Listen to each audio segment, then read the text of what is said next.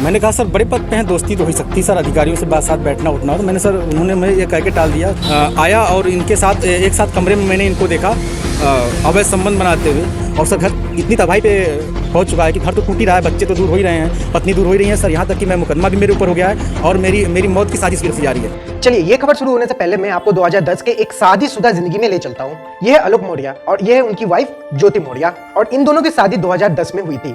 आलोक मौर्य पंचायती राज department Prayagraj में एक grade 4 employ है या कहिए सफाई कर्मचारी। तो 2010 में आलोक मौर्य जो सफाई कर्मचारी है उनकी शादी हुई ज्योति मौर्य से, जो फिलहाल पीएससी एग्जामिनेशन का तैयारी कर रही थी। तो शादी के बाद ज्योति मौर्य ने बताया कि उसे और तैयारी करनी है और ये एग्जाम उसको देना है। तो आलोक मौर्य एक अच्छे पति होने के नाते उन्होंने ये जिम्मेदारी अपने ऊपर उठाई और वो लग गए अपने पत्नी का पीएससी एग्जाम का तैयारी करवाने में। वो इलाहाबाद में एक बेस्ट इंस्टीट्यूट खोजे ताकि उनकी पत्नी वहां पर जाके पढ़ाई कर सके और पढ़ाई में आए खर्चे के लिए वो लोन लिए, अपना सेविंग्स तोड़े और यहाँ तक कि अपने परिजनों से भी पैसे मांगे। और ये सब जद्दोजहद एक क्लास 4 एम्प्लॉय कर रहा था बस अपने पत्नी का सपना पूरा करने के लिए। पिताजी के सहयोग से, भाइयों के सहयोग से और यहाँ तक कि मैंने अपने डीपीआरओ साहब के सहयोग से पैसा उधार लेके इनको कोचिंग कराया।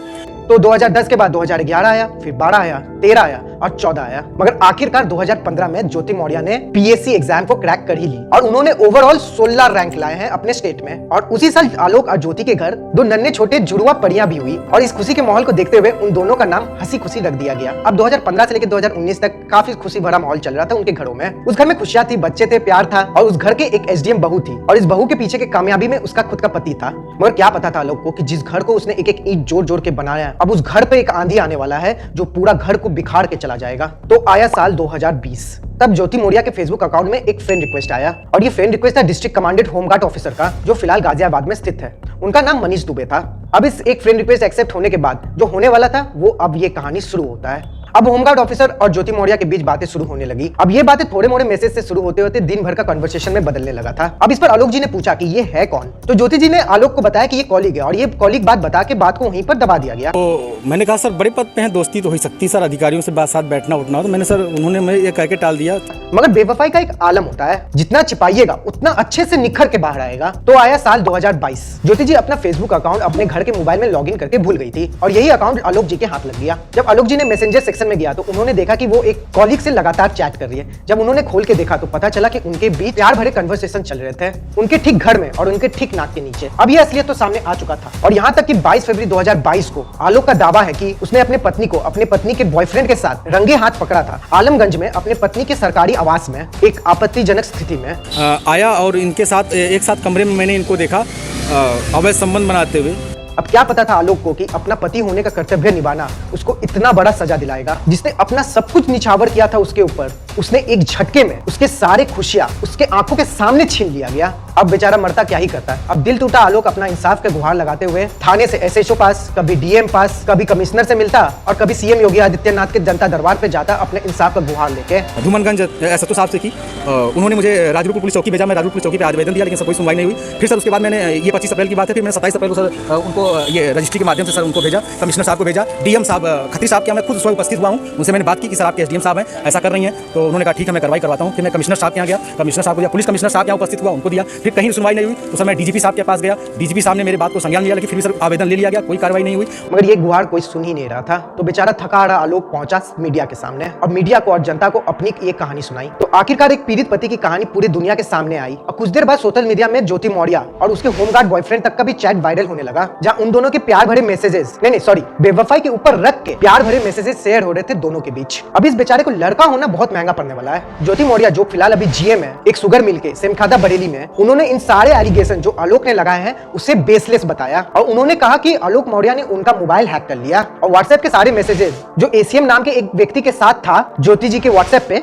उसको उन्होंने आलोक जी ने वायरल कर दिया। मतलब ये मैसेज उनके हैं, उन्होंने खुद कंफर्म कर दिया और आलोक के सारे एलिगेशन को बेसलेस बोलने के बाद। और यहाँ तक कि आलोक के ऊपर 50 लाख रुपए और एक घर मांगने का केस कर दिया गया है ज्योति जी द्वारा और ज्योति जी ने कहा है कि उन्हें डाइवोर्स भी चाहिए। अब कहिए कि आलोक जी थोड़ा समझदार निकले, उसे शायद पता था कि ये सारा केस रफा दफा हो जाएगा, उन पे डाउरी के चार्जेस लग जाएंगे और कोर्ट में ज्योति जी को इतना ही कहना है कि बस इनके साथ उनको नहीं रहना है और उन्हें डाइवोर्स में मिल जाएगा और ज्योति जी फ्री हो जाएगी इन सब मामलों से, क्योंकि इंडिया में एक्स्ट्रा मैरिटल अफेयर के ऊपर कोई लॉ है नहीं और ऊपर से ये मेल कैंडिडेट है तो इनको इंसाफ मिलने लायक कुछ है नहीं। तो आलोक ने एक 100 पेज की डायरी सौंप दी एक डेली न्यूज़पेपर को और इस डायरी के मुताबिक जब ज्योति जी चैल तहसील पोस्टेड थी कौशाम्बी में 2019 से लेकर 2021 के बीच, तो उस बीच में उन्होंने एक डायरी मेंटेन किया था और उस डायरी में उनके रिकॉर्ड थे वसूली के, जहां डायरी के मुताबिक ज्योति जी ने करीब 6.4 लाख रुपीस कमाए इलीगली कोई साल के अक्टूबर के महीने में। और कहिए कि आलोक जी द्वारा इस केस को एक नया एंगल दिया गया करप्शन की तरफ, क्योंकि उनको इंसाफ इधर तरफ तो मिलने से रहा। अब इस डायरी के खुलासे के बाद Amitabh Thakur, national president of Azad Adhikar Sena और एक्स IPS ऑफिसर, उन्होंने डिमांड किया है यूपी के CM योगी आदित्यनाथ जी से कि इस करप्शन केस पर इंक्वायरी हो। मगर इन सब के बाद आखिर में एक सवाल जरूर उठता है, अच्छा पति होना किसी के लिए इतना महंगा होगा? चलो डाइवोर्स तो मिल जाएगा, मगर SDM तो इनकी वाइफ बनी और 4 साल इन्होंने मेहनत से उनको पढ़ाया,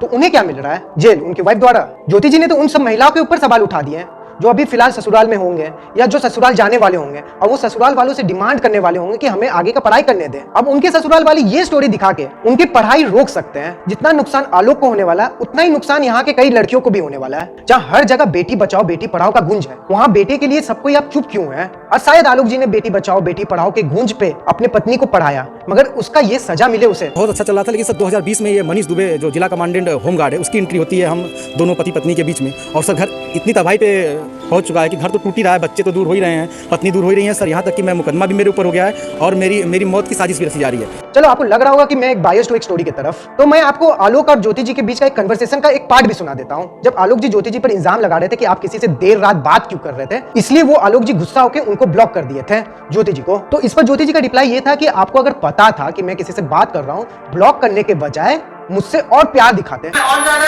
अपनी तरफ प्यार करने की जरूरत होती है, अपनी इच्छाएं दिखाने की जरूरत होती है, ब्लॉक करने की जरूरत होती है। अच्छा, मतलब हम प्यार न करेंगे तो आदमी दूसरे से बात करने लगेगा, दूसरे से मिलने लगेगा, ठीक है, वही करने लगेगा। और ऐसे कई बातें इस फोन के कन्वर्सेशन में जहाँ ज्योति जी के अंदर कोई पश्चाताप तो है नहीं, जो उन्होंने किया उन्हें सही लग रहा है। चलिए आपको सही लग रहा है तो लग रहा है, मगर इस लड़के का क्या गलती था? उसे इसके बाद क्या मिलने वाला है हम सब जानते हैं। अब आपको ये फुल कन्वर्सेशन सुनना है तो मैं इसका लिंक डिस्क्रिप्शन बॉक्स में दे दूंगा, वहां से जाके आप पूरा कन्वर्सेशन सुन लीजिए और आप समझ लीजिए। और आखिर में इस बात का कड़वा सच ये है कि आलोक के अच्छाई और कर्तव्य का सजा उसे मिल रहा है, जहां वो एक mental torture, mental harassment, mental pressure और आखिर में एक डिवोर्स के साथ वो पूरा जिंदगी जीने वाले हैं। और उनका मदद करने के लिए कोई ऑर्गेनाइजेशन या कोई लॉ या कुछ दिन बाद तो मीडिया कवरेज भी नहीं होगा, इसमें कोई स्टोरी में वैल्यू है नहीं। चलो ठीक है, चलो हम आपको तलाक दे रहे हैं, हम तो कई रन तलाक दे रहे हैं। इतना बेशरम हो गया, आप इतने बेशरम हो गया कि ऐसी लड़की कौन होते हो तुम स्वीकार करने वाले? तुम होते कौन?